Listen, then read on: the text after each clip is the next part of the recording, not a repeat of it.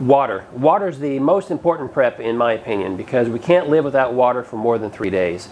And in the prepping community, it's often discussed that you should plan to have at least 1 gallon of water stored per person per day for however long that you're planning to have to use that water for. But in the world that we live in today, with all the calamities, all the things that are going on, there can never be enough water, fresh water, ready to go for your use and for your family.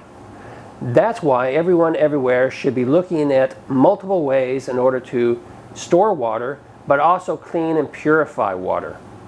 And I'm not talking about simply having a Berkey on your kitchen countertop where you can trickle through some water and clean and purify it that way. Although that's a great option, you need to have multiple options.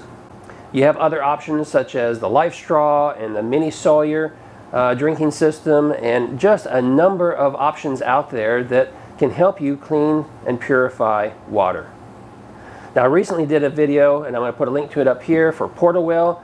That's a great option. It comes in a 5-gallon bucket, and it's got a battery operated motor on it in which it will clean water up to 1 gallon of water per minute.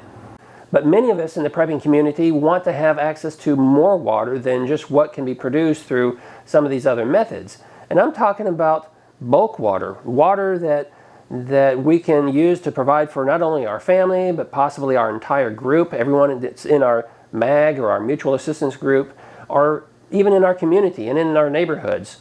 You can be a hero in your community if you have the ability to clean and purify large amounts of water. For people living in off-grid situations, maybe you have a well dug, or maybe you're relying on a local stream, lake, or river to get your water from. And in these instances, you need something that's going to allow you to clean and purify all this water in large quantities. Well, I think I've found the solution. Hey, today on Downgrid Survival, we're going to take a look at this water purification system by Clearsource. Now, a couple of months ago, I've been in contact with Clearsource about this NOMAD water filtration system. It's fairly new to the market. It's been out for a little over a year now, and it's geared toward the RV community. But when I saw it, I saw applicability in the prepping community.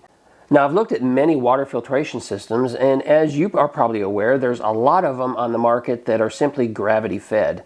And what's unique about this system is that it does have a small 15 amp motor that powers the unit, which allows it to filter water up to 5 gallons per minute.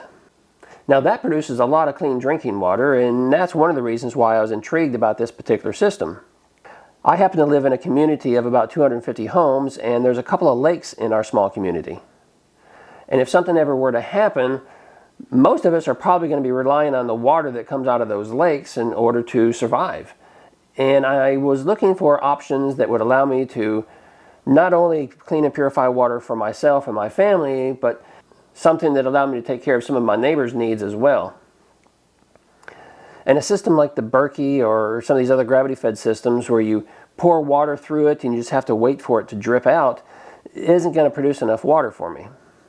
So I'd like to thank Clearsource for sending this unit to me for free so that I could do some testing, do some reviews, and let all of you know exactly what I like or don't like about the system. So let's take a closer look. Now, as I already mentioned, there is a 15 amp motor here that powers it, and we'll get back to that in just a moment.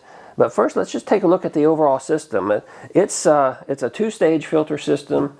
It is powered.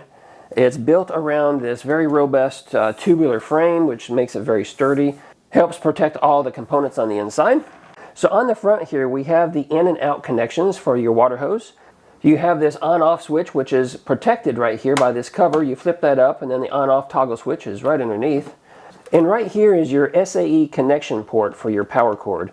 And we'll talk more about that in just a moment.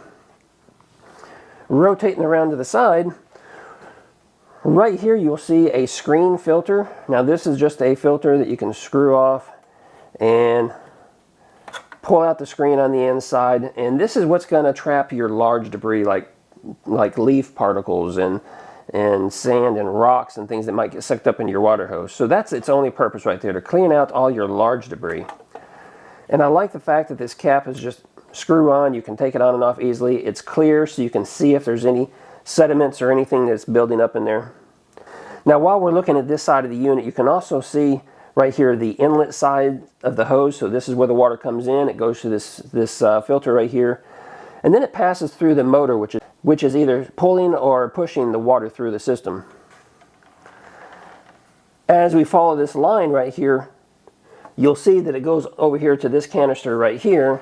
And this is your first filter. So this is going to be the sediment filter that's contained within here. And then the water will go through the sediment filter, come over here to this filter. Now this is the most important filter right here, because this is the filter that is designed to take out viruses and bacteria, all those really harmful substances that you'll find in the water. And after it gets filtered through here, it comes out this line, and it's going to come out this outlet side right here, this hose. And this is where you're going to make sure you have a hose that's connected here, safe for drinking from. In other words, you don't want to hook up a standard garden hose here because it's made of rubber and other chemicals, and it's just not something you'd want to be ingesting. So make sure you get yourself like an RV water hose, something that is safe for drinking water. Now, one of the things I really like about this system is that Clearsource states that you can draw water from up to 100 feet away. So if you're not real close to your water source, maybe it's at the creek or the pond, and for whatever reason you can't get too close to it with this setup, you can draw the water from up to 100 feet away, which is pretty impressive. And also they say that you can draw it up an elevation of about 20 feet. So for instance, if you're on the edge of a river or creek and there's a large embankment there, you can still run your hose down the embankment and into the water, and this motor is powerful enough to bring that water up out of there. So let's talk about the motor for just a second, because you are going to need some electricity to power this. And I showed you that this has an SAE connector right here. And because this is a 12-volt system, this is a system that is commonly used in RVs. It's the same as your 12-volt battery in most cars and trucks, right?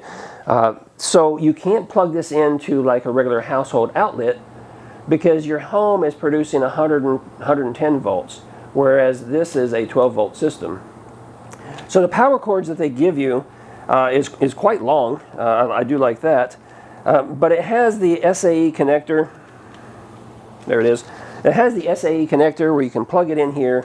And then on the other end, you have these alligator clips because, again, it's designed for a 12-volt battery. So out of the box, you're going to need a 12-volt battery. Now I went shopping on Amazon and I found a 12-volt battery, a smaller compact 12-volt battery. And I think it's going to suit our needs just fine. We're going to be testing that out a little bit later. But you can pick these up for about $20. However, if you're like me and you have a solar battery system, okay, I have the EcoFlow, and it does have the standard outlet where you can plug it into. So I went back out on Amazon and I found an AC-DC adapter.